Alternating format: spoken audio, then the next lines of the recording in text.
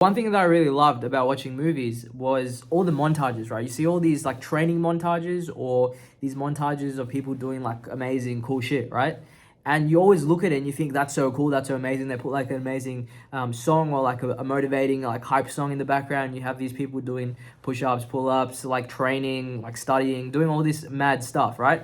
And I used to watch these and I used to think that's so cool. I want to be like that, right? Because all these people are so disciplined, they're determined, they're motivated to get to the highest of their capacity, right? They're so motivated and disciplined to get to where they want to get to, like smash all their goals. I was watching Creed 3 the other day, and the training montages I really liked because the training montages you see him running, it's raining, it's so raw in a way because he's running and it's raining, he's bleeding sometimes when he's doing boxing and he's getting punched in the face. And you can't help but respect that type of person. That person that's going through all this shit. That person that's going through all this stuff. And it looks cool when he's doing it as well because the training montage always looks cool. The training montage is getting hit in the face. He's bleeding. He's on the floor. He's running, right? There's some mad music in the background. And it just looks so cool.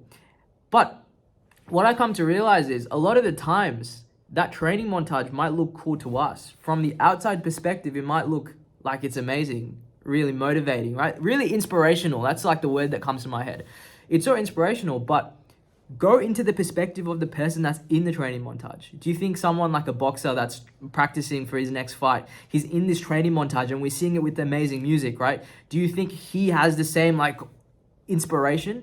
He's probably so in his head in that moment. He's probably like, I want to quit. Let's just go another mile. Let's just go another kilometer. Let's just go another meter. I can go another second, right? He's thinking all this stuff. I want to get to my goals. I want to achieve all my goals. He's thinking all this stuff. And for him, it's not cool. But for us, it's inspirational. It's motivational. But most of the time, what a lot of people don't understand is when you're actually in the trenches doing the work, it's not as cool as it seems. When you're in the trenches doing the work, it's not as enjoyable as what it seems, right? So a lot of you are very determined to do very well, get high grades, are very determined to get into the uni you want, get into the course you want. I was super determined and I would get super motivated to do something. Like I would be sitting and I would have this image or like I would envision myself as an engineer. I'd envision myself as a doctor or something that I really wanted to be. And I would just get super motivated and pumped up to go and study.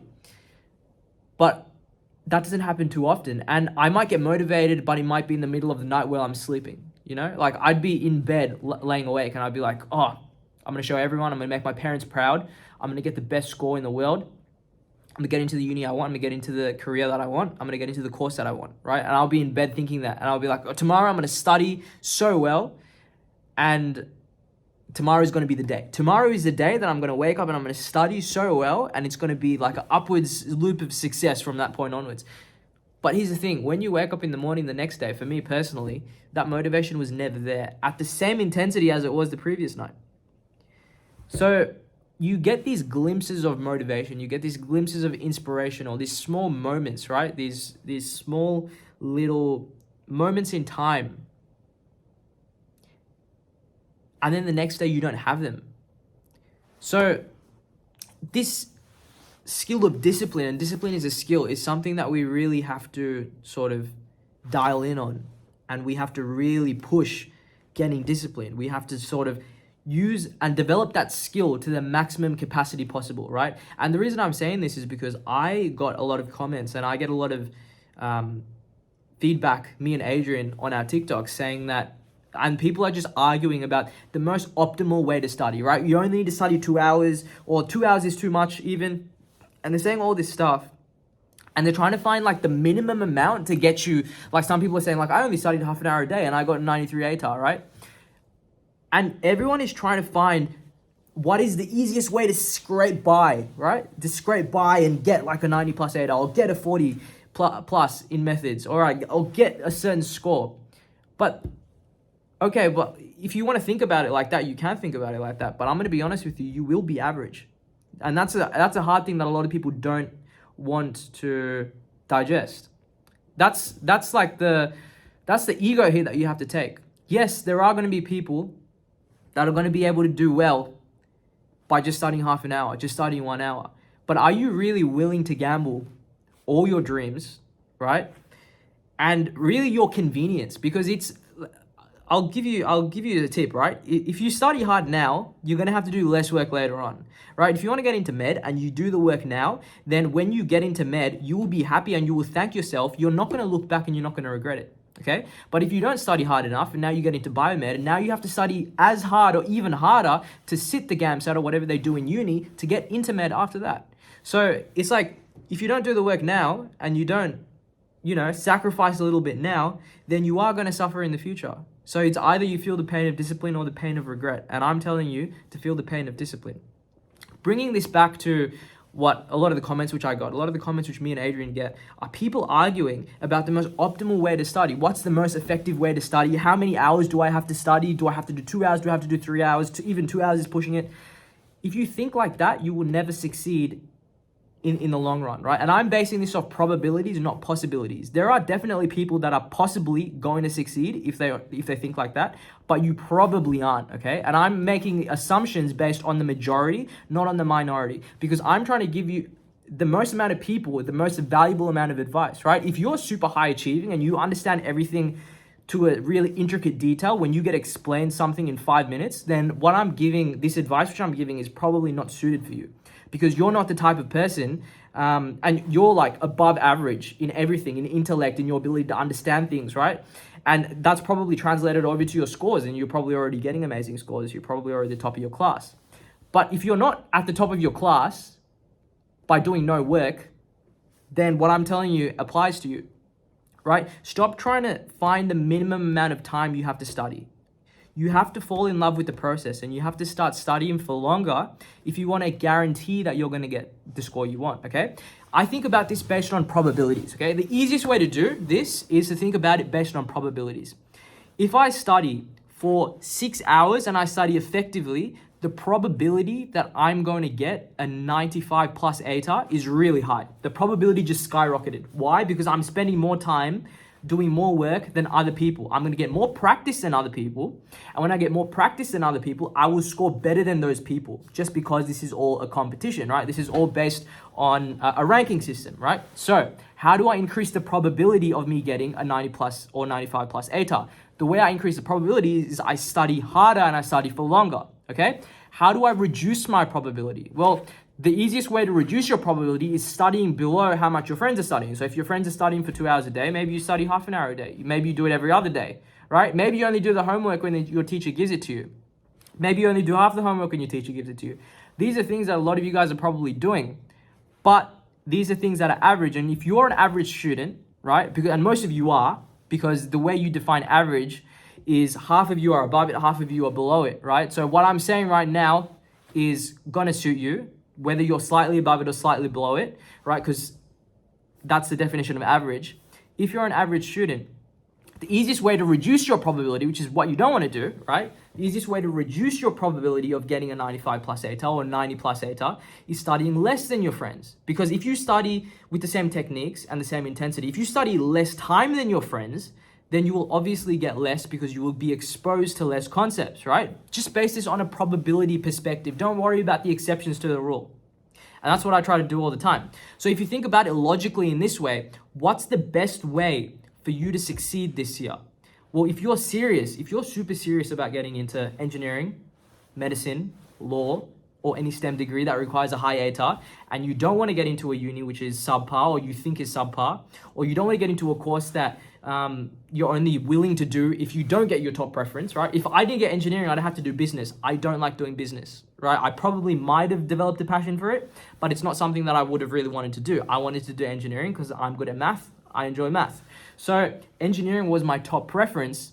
And so the easiest way for me to increase my probability of doing well for methods is to study longer, study more than the average person, right? And that's the easiest way. And a lot of people are saying that you only need to study a little bit and then you can get a 90 plus ATAR, or you can get a 40 plus study score for all your subjects. But the thing is, yes, that might be true for 1 or 2 people, but are you willing to base the probability on a possibility? Do you know what I mean? Are you willing to base and bet your future self's results, what's going to dictate which uni you're going to go to, what course you're going to do for the next 4 years, and obviously your career, right? Are you willing to bet that on a gamble of someone else saying you only need to study for half an hour a day?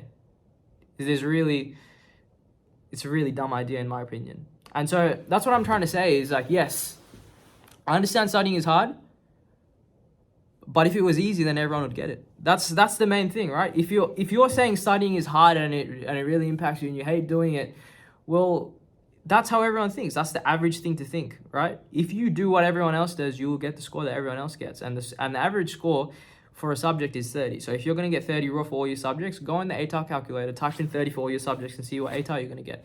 If you're happy with that ATAR, you'll probably be like, depending on your scores, if you do really hard subjects, you might get a 90 plus for this, or like, depending on your, depending on your subjects, you might, if you're doing like special, you're getting 30, get scaled to like 41 or whatever. You might be getting, 85 to 90, or if you're doing arts subjects, which scale down a lot of the time, then you probably get 70 or 60 as your ATAR. If you want to get into engineering, med, STEM degree, which I know a lot of you guys do, if you want to get into any of those, well, it's not going to work. So you have to find a way to really trick your mind into doing work. And here's the thing, the person that likes walking is going to go further in life than the person that wants to get to the destination, right? If we're trying to both get to the destination and I enjoy the process of walking, but you want to get to the destination, so you hurry there and you're mentally fried the whole time and you just want to get there, you finally get there. I will get there and I will get beyond, right? Everyone's just trying to get there, but they have such resistance against studying and doing well. You have to come up with a list of things and the reason why you need to study. You're not studying just because your parents want you to study, right? You're not studying just because your teachers want you to study. You're not studying just because you need to get a good, what do you call it? Like social acceptance amongst your peers or your friends, right? You're studying because in the future, you need to have a good career because you need to start a family, or you need to be part of a family, or you need to help the people you love. You need to help your parents. You need to help your brothers and your sisters. You need to start a family. All these things, come up with your reasons. And I know you guys are young and you guys are still in year 12 and you're trying to think of this stuff. But the earlier you think of reasons, and if you have reasons to do things, the easier it's going to be for you to do things, right? And a lot of the time, people don't like that I'm very direct and straightforward with this, but I'm going to be honest with you. If you want to get better grades, you have to study more, and you have to study consistently every single day for a couple of hours. And that's why I preach waking up in the morning as early as possible, because if you do this correctly, you can sleep at 9 p.m., you can wake up at 5 a.m., you can study for 3 hours before you go to school, right? And if you do it effectively in the morning, 2 blocks of deep concentrated work, you can get all your study done more effectively, because 3 hours of work in the morning is not the same as 3 hours of work after school. Okay, 3 hours of work in the morning is probably equivalent to 4 or 5 hours of work after school. That's how much more intensity that morning session will give you. Okay, and that's been my experience. That's been all my friends' experiences, and a lot of people that are very successful, I have heard, not only in education, because I can give you a testimonial based on education. Yes, waking up in the morning studying will get you further than everyone else with the same amount of effort, all right, same amount of time commitment. But in business, in life, if you have an extracurricular hobby, if you want to go to the gym, anything in life, if you wake up at 4 and do the thing, or wake up at 5 a.m., do the thing that you want to get ahead with above everyone else in the morning, then you will get ahead of everyone else, right? And a lot of people say, oh, I did a whole day of school, I come back home and now I'm going to study for like 3 or 4 hours. Is that feasible in the long term? Is that going to impact my mental health? Well, I can't say anything about that, because that's up to you, right? That's up to you and how you view things, right? As I said before, the person that enjoys walking will enjoy the process and walk further than the person that just wants to get to the destination, right? There are people that actually enjoy studying. They enjoy studying because when they study, they get smarter. When they get smarter, they get better grades. When they get better grades, they're going to potentially get into a better university. They think about it in sort of like a top-down approach. They know what they do now will impact whatever they do in the future. They know that the work they put now is really going to impact them and really help them at the end of the year when they're getting that ATAR, right? Or when they're getting that acceptance into the university, when they're getting a scholarship, right? When they're taking all the pressure off themselves in the future to pay their HECS debt, or their parents, if you're an international student, to pay your student loans just because you got a scholarship, right? They know that the work they put in now will really pay off. And if you can see where you're going in the future and your direction, then trust me, you will not have problems with studying for a long time amount of the day. You will start to enjoy it because you will start to see the results. And when you start to see the results, you will just want to keep doing it more and more.